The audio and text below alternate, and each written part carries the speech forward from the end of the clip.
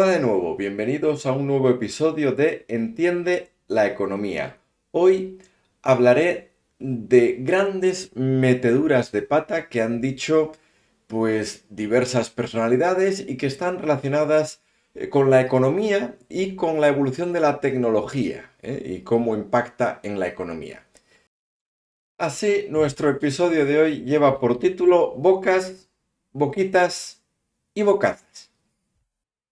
En un primer bloque hablaremos de las meteduras de pata relacionadas con la tecnología. Evidentemente no son todas, sino una buena muestra de algunas de las más sonadas, ¿no? La primera, el caballo ha llegado para quedarse, pero el automóvil es solo una novedad, una moda. Esto es lo que al parecer le dijo un banquero de Michigan al abogado Horace Rackham en el año 1903.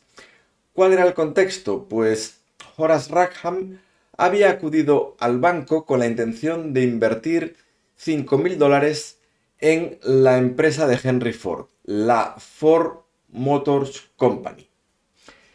Dice la leyenda que el banquero trató de disuadirlo con esa frase que mencionábamos, que Horace Rackham no le hizo caso y como consecuencia de ello se convirtió en millonario.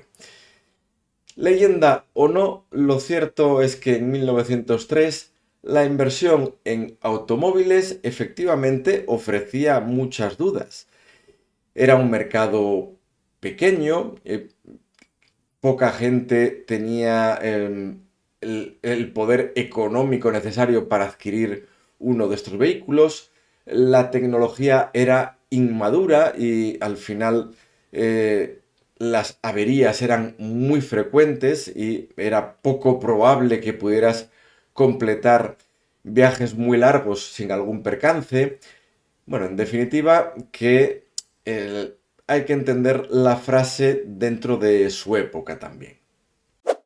Segunda metedura de pata. Las acciones han alcanzado lo que parece un plató alto, permanente. Es decir, una meseta de precio de la cual ya no nos bajaremos. Esto lo dijo Irving Fisher, economista de Yale, en octubre de 1929, pocos días antes del mayor desastre bursátil de la historia. En la primera semana de crisis, del 24 al 29 de octubre, la bolsa de Nueva York cayó un 30% y en el acumulado hasta 1932 la caída llegó al 85%. Metedura de pata número 3. Creo que hay un mercado mundial para quizás 5 ordenadores. Esto lo dijo Thomas Watson, presidente de IBM, en 1943. Bueno, hay que tener en cuenta que en aquel entonces un ordenador ocupaba el espacio de una gran habitación, que tenía un coste de varios millones de dólares, que tenía que ser manejado por un amplio equipo de ingenieros y que encima daba numerosos fallos en los resultados. Lo que no podía prever Watson era que hacia 1948 se inventaría el transistor, iniciándose así un proceso de miniaturización de la electrónica que décadas más tarde terminaría con el lanzamiento del microprocesador. El resto es historia. Y por si alguien no lo tiene claro, creo que puedo decir con certeza que se vendieron más de los 5 ordenadores que preveía Watson. La cuarta frase es otro error de cálculo en cuanto a implantación de una tecnología. El mercado mundial de teléfonos móviles no superará el millón de abonados en el año 2000. Esta frase estaba en un informe que la consultora McKinsey & Company había elaborado para la primera compañía telefónica norteamericana, AT&T, en el año 1980. Como consecuencia de este informe, AT&T no apostó por el negocio móvil en esos primeros años y ello le llevaría a un coste mayor después cuando quiso entrar. La realidad, ¿cuál fue? Pues que en el año 2000 había más de 100 millones de teléfonos móviles solo en Estados Unidos y más de 700 millones en todo el mundo. ¿Por qué ese error de cálculo de McKinsey & Company? Pues ellos consideraron que el teléfono móvil siempre sería un artículo de lujo.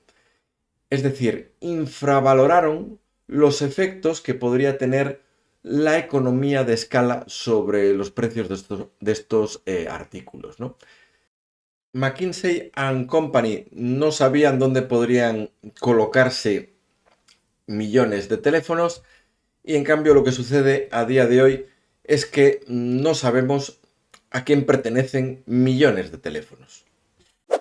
El planchazo número 5 corresponde a Paul Krugman, Premio Nobel de Economía, quien en el año 98 dijo: el impacto de Internet en la economía no será mayor que el del fax.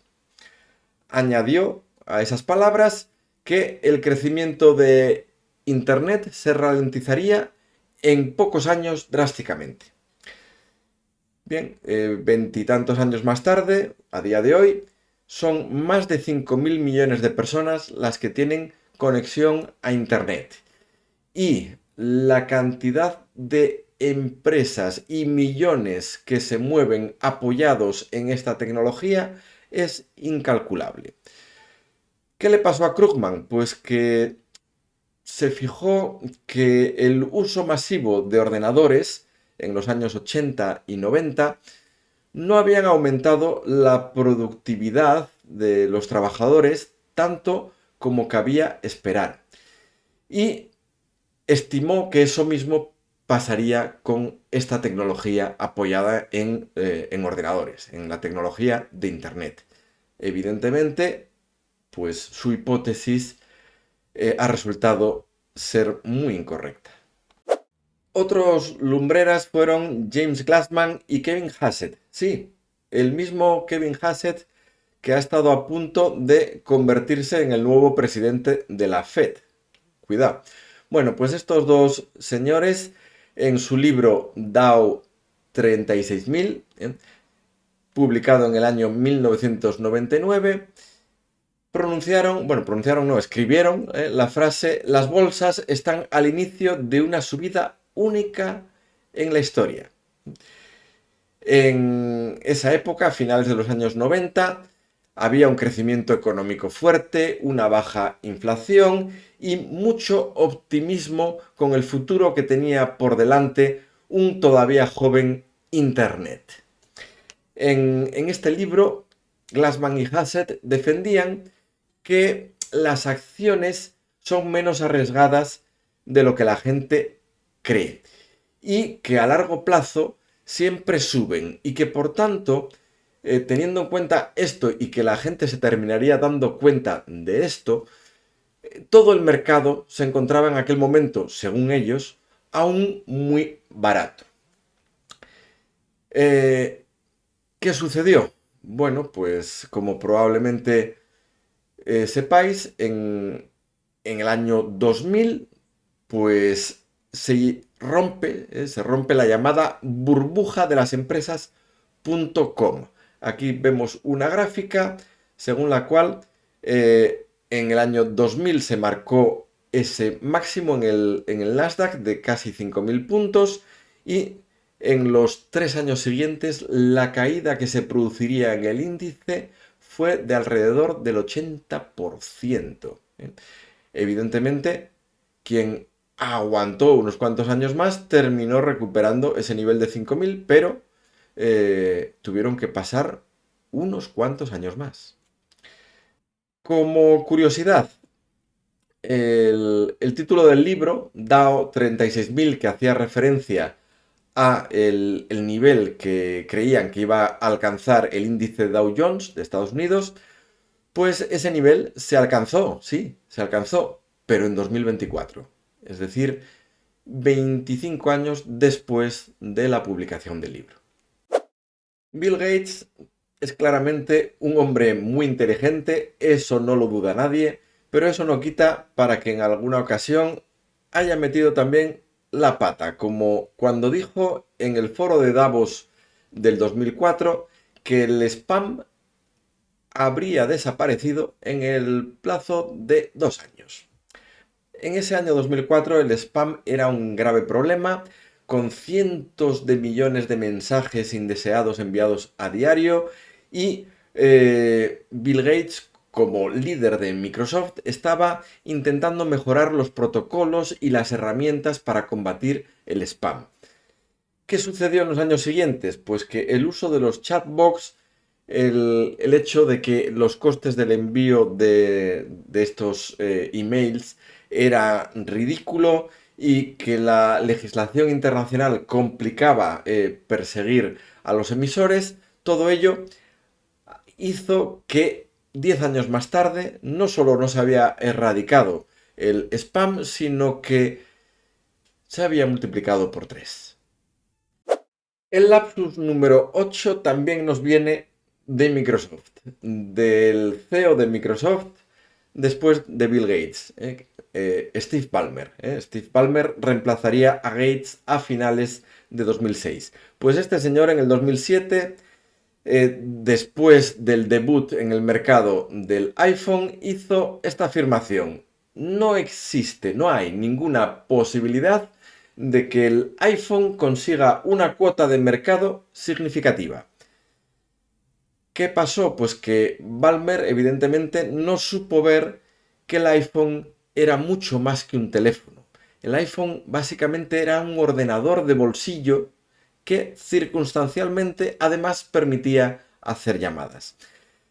En aquel entonces Microsoft vendía su software Windows Mobile instalado en más de la mitad de los teléfonos móviles. Pues, ¿qué pasó después? Ya lo sabéis. A día de hoy, la presencia de sistemas operativos de Microsoft en teléfonos móviles es residual. Y el mercado está acaparado por Android y por el iOS de Apple. Evidentemente, después de esta metedura de pata tan espectacular, Ballmer terminaría siendo apartado de la gerencia de Microsoft. Otra pifia descomunal la pronunció Jim Case, gerente de Blockbuster, en el año 2008, cuando dijo: ni Redbox ni Netflix están en nuestro radar en términos de competencia. Precedentes. Blockbuster había dominado el mundo del alquiler de películas de vídeo en la década de los 90. Había miles de tiendas Blockbuster en todo el mundo y toda ciudad tenía como mínimo una tienda. En el año 2010, es decir, apenas 2 años después de esa declaración, Blockbuster ya había declarado su bancarrota. La frase ha quedado como ejemplo, como paradigma de corporación que subestimó los cambios de tendencia tecnológicos del consumidor, los cambios de hábitos tecnológicos en el consumidor. Evidentemente tenían el radar averiado.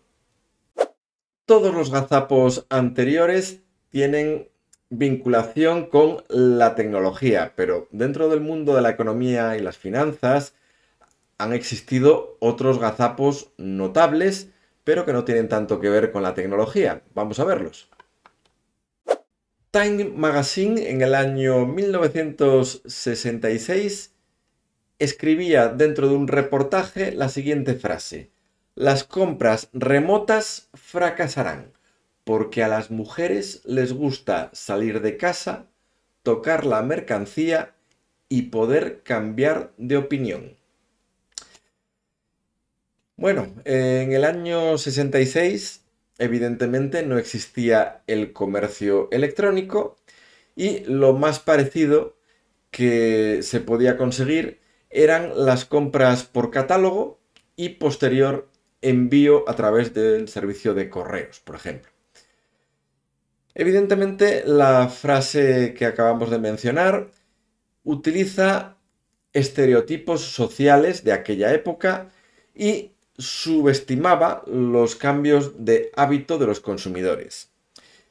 Es una opinión no escrita por un redactor de la revista, es decir, es una opinión de un especialista en temas de futuro que está recogida dentro de un reportaje, en el que intervenían pues varios de estos especialistas.